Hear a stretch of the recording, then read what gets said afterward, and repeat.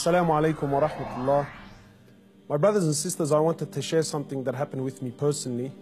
Not too long ago, I went to visit a friend of mine whose mother was dying of cancer. She had been battling cancer for about 5 years, and news came to me that she was on her last days.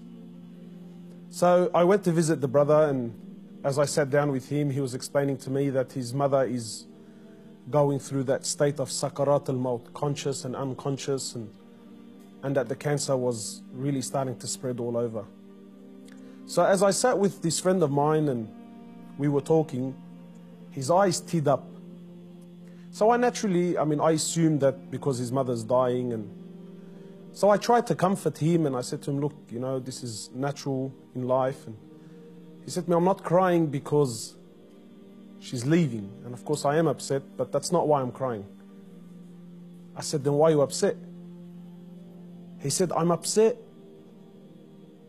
because all my life I've never thanked my mother for what she's done.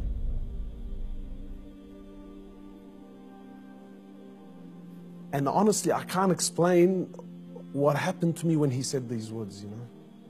He said, all my life, I've never once in my life said thank you to my mum. He said, and now that she's sitting in the next room and she's alive, but she's conscious and unconscious, and even if I spoke to her, she's not going to be able to understand or comprehend the words that I'm saying. And wallahi, my brothers and sisters, this really affected me. That all his life, you know, all of our lives, for those of us who are fortunate enough that their mothers are still around, you know. My mum has been there all my life, never failed me once, and never once have I ever come to her and just said thank you. And not one of those thank yous with some flowers, and that's a good thank you, but those really deep thank yous. You know, that thank you that if she left me now, I've told her and I've thanked her from the depths of my heart. Wallahi, my brothers and sisters, I haven't been able to forget this. That when was the last time you thanked your mother?